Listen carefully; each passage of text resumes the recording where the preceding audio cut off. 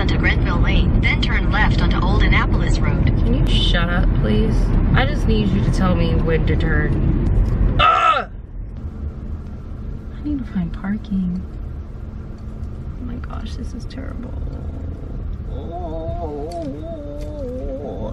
It means no worries for the rest of your days. It's our problem-free philosophy. What's good? What's up? What's poppin', y'all? Welcome back to my YouTube channel. As you can see, I'm not in my room. My room is getting painted right now, and I really haven't had time to record recently, so I'm recording while I am on my way to class. As you guys can tell by the title, this video is about how I got over all of my exes. Literally like the process for me to like become like me again, because I was not myself. I was crazy. So pretty much we'll start off with Hobbit. After me and him broke up the first time, not when I was headed back to Vegas to go see him, it was very I was very depressed. I didn't get out of bed. I literally just like walked around with like, wow, everybody is mowing their lawns today. So I was literally in bed. I was staying with a friend around this time because my family had moved to Maryland, and my little California ass didn't want to move out here. I still don't want to be out here, actually, to be quite honest, but I'm here. So yeah, I was really depressed. I was very depressed. My best friend literally had to come to my house and get me out of bed. I remember this day because I remember I was just like, I was so heartbroken. Like, it felt like I had an elephant sitting on my chest, because it like, I felt like I couldn't breathe. Like, I felt like I didn't want to do anything. Like, I barely ate. I got on like a Tinder app, and I went on a couple like cringy dates. I remember the day that my best friend Shay came to the house, and she was like, you need to get your ass out of bed and we're gonna go do something. Like, I don't want to do anything. I just want to lay here. Let me be depressed. Like, I'm telling you, I hadn't left the house in probably about a month. Yeah, it just like, she got me out of the house, and it ended up being like a really good day. And I was like, I'm not gonna let this like tear me down. But like, there were certain times when I would think about it, and it would like really like hurt my heart. Like, my heart would like, ugh. But I don't know, it was a very fun day. And I'm so appreciative of this girl, because who, Lord knows, I wouldn't have gotten out of the bed without her. It was very hard for my first heartbreak, and it always, like they always say, it always gets better. And I'm not gonna say it always gets better, because it still hurts.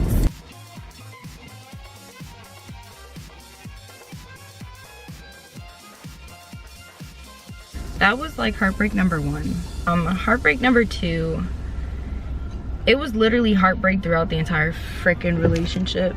It was never really a break from me getting my heart broken. It was always me worrying about what he's doing. But it probably came from my last relationship, the fact that I was so insecure. I was always thinking like, this man's gonna cheat on me, X, Y, and Z. And I'm pretty sure he was. He's never gonna admit that he was, but I'm pretty sure he was. Like, they always say like, go with your gut feeling. This nigga was cheating. From the jump, it was kind of like, who's this, who's that, like X, Y, and Z. So I can understand, like, I was very insecure. But he was also very manipulative. Like, he really made me feel like I was freaking crazy. Like, I felt like I was crazy most of the day of time. And he was like, he would literally sit there and tell people my business and be like, I wasn't telling nobody your business. You must have told people your business. And I sat there and I was just like, did I tell somebody something? Like, and I wouldn't tell them anything. Like, he literally, like, that was the entire relationship. He made me feel like I was crazy. it was just like heartbreak the entire time. Like I've never, the entire time during a freaking relationship, I've never felt like shit. And I felt like shit the entire freaking relationship. It was bad. It was really bad. Honestly, like that's one relationship I would take back, mainly because I wish I would never given my virginity to him. I wouldn't even say giving it to him. I wish I would have never lost my virginity. I don't know. That dude was a dog. Like, he still is, and it's bad. Like, I would never wish ill intent on any of my exes, but after me and him broke up, I literally, like, I prayed something bad would happen to him. And it's really bad to do that, and I don't what is it, advise you do something like that, but I did that. I definitely did that until karma bit him in the ass, and I was like, oh my god, please, like, please make it stop. Like, please, God, like, don't no more, God. Don't do this to him anymore. Like, I felt so bad. So yeah, like, I don't think anybody really truly understands like how a manipulative ass relationship, because I was young and stupid and naive, and it's like I feel like you grow through certain relationships to prepare you for that man that go treat you right. Yeah, that was how I got over him. Like, it was literally like I just had to find myself, because throughout that entire thing, like, I feel like I was lost the entire time I was dating him. I was drinking a lot, I was smoking a lot. I didn't smoke before I moved out here. Like, I've always like never really smoked. I smoked when I was with him, but it's like it got to a point where it's just like, what is this doing for me? Like, I feel stuck whenever I'm drinking or smoking. So I had to stop. I forgot what I was going into. Like, I just completely lost train of thought. This is why I write notes. I didn't know who I was. Like, it was just bad. After that whole breakup, I lost myself even more, to be quite honest. I dug myself into like the biggest freaking rabbit hole ever. And then I had to like literally sit there and like look at myself in the mirror one day and be like, this is not me. So I stopped doing the stupid stuff that I was doing, because she became a thotty, guys. I feel like after that whole situation with him, like I literally looked at myself and was like, there's definitely something wrong with me, because he did that to me, Hobbit did that to me, so it's like there's clearly something wrong with me. Like, it can't be them, like it's something wrong with me. But I literally had to dig deep and figure out like, yo, you have to love yourself. Like, you're gonna be you regardless. Like, where the heck am I going? I'm going to work. Why am I driving to work? Yeah, it was just, that one was very hard. Like I said, it was very hard to love him. No matter how hard I tried, like, it's just, and then the worst part is that like, he dated someone after me and she treated him like shit. And he gave her the world.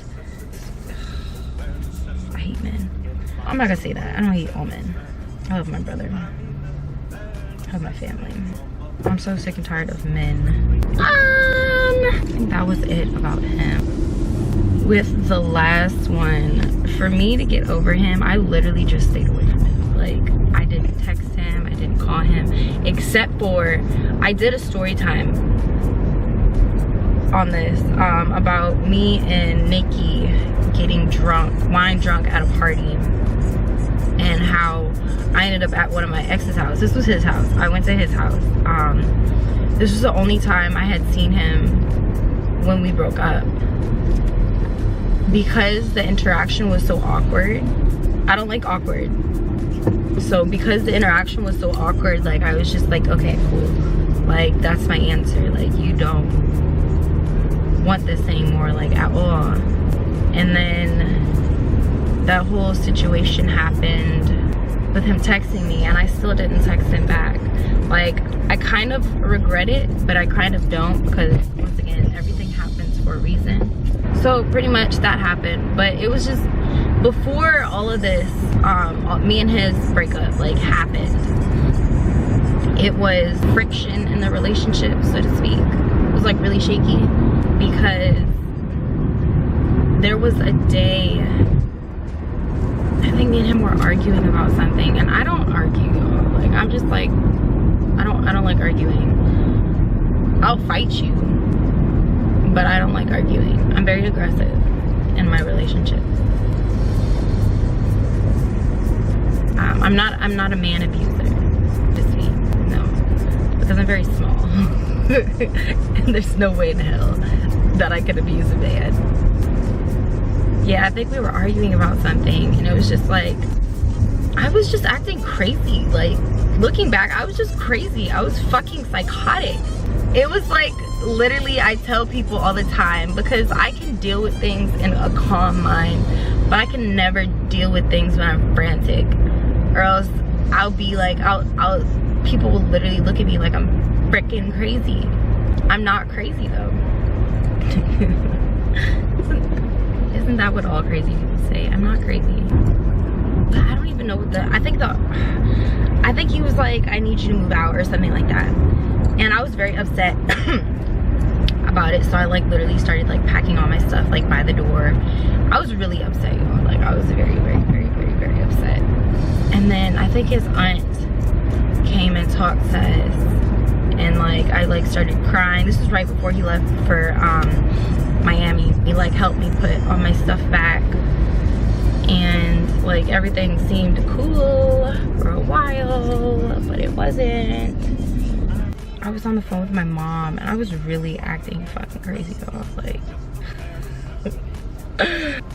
because I was on the phone with her, and then like I was chilling out, and then I started calming down, and then like I think I went through his phone like a crazy person.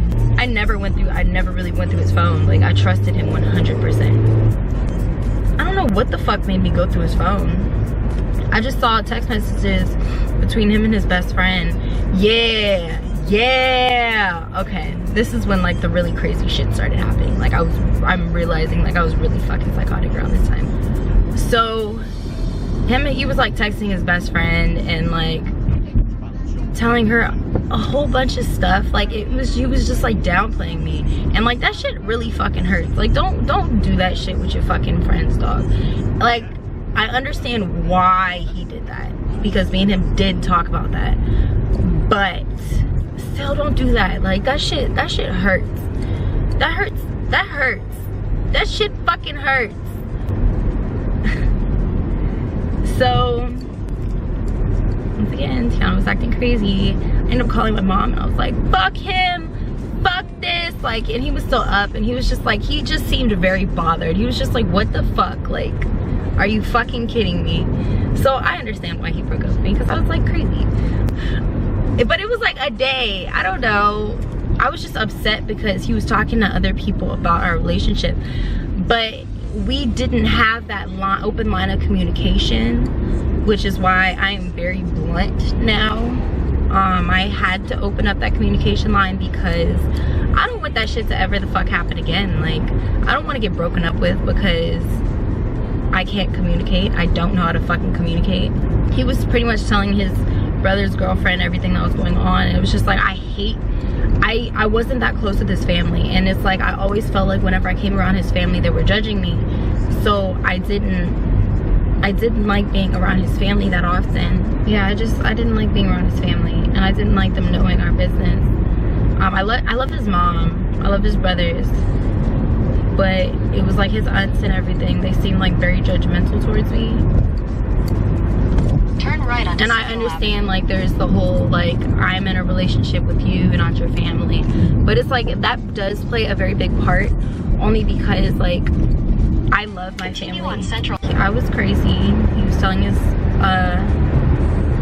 brother's girlfriend at the time everything that was going on, and I really didn't like that. I called my mom and everything, and my mom and me and him talked, because my mom is like, she's like Dr. Phil sometimes, and sometimes I don't want her to be Dr. Phil. It was like pretty much I was like, I want you to talk to my mom about things instead of your brother's girlfriend. And he was like, well, I don't want to do that. And like, I get it, fuck? I understand now. I was just a mess, y'all. I feel like I had like an idea of what it was like to live with somebody, and I was like pushing that idea, and if that's really not how the fuck it is. So, because I know he got with a girl like a few months after we broke up, and that shit hurt. After that, I ended up going to the gym a lot, cut off all my hair after that one. Yeah, I was a gym rat. Like, I had a six-pack.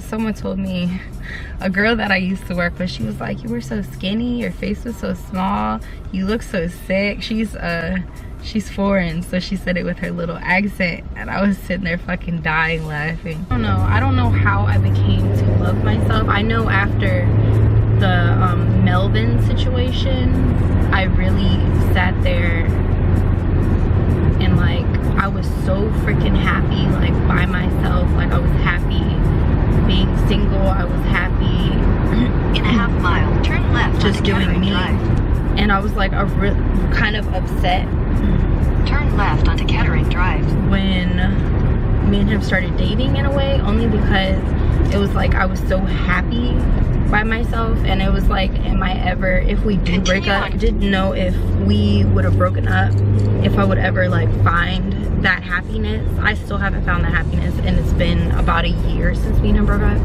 I really do want to find, I want to be happy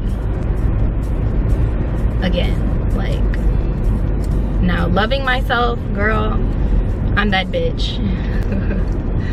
And how I learned to love myself, pretty much, it was just like finding myself. Like, you have to spend a lot of time alone in order to find yourself. You have to cut a lot of people off in order to find yourself, because that's exactly what happened to me. I cut a lot of people off. I spent a lot of time by myself, and I had to figure out who I was. I'm not gonna say it's easy, because it's not easy. Trying to find yourself and love yourself isn't easy, but when you do, it's worth it. When you do find yourself, it's so worth it, because there's just like, you learn not to care what other people think. You learn not to care what other people say, and it's just happy times. Not all the time, but it's just happy times. Unless you just like try to stay positive all the time. That's what I try to do. I try to stay extremely positive all the time. I try to keep the people around me positive, keep the situations around me positive. That is it for my how I found how I learned to love myself after these situations, because I'm telling y'all, it was bad. Like, it was very bad. I was always trying to You've arrived. fix myself, always trying to be perfect. And now I've learned that I don't need to be perfect. I just need to be me. Lil' oh, happy me. I learned that I like to be happy, and I like to have fun. I don't like taking life too serious, because what's the fun in that? Okay. So now that I'm here and I need to go inside and I'm late for class, I'm like 5 minutes late for class, but it's gonna take me like another 5 minutes to walk in the building. Thank you guys for watching. Like, subscribe, comment, share. Share with your mommy, your daddy, your bald-headed granny. Thumbs up, all thumbs up. See y'all. See y'all later.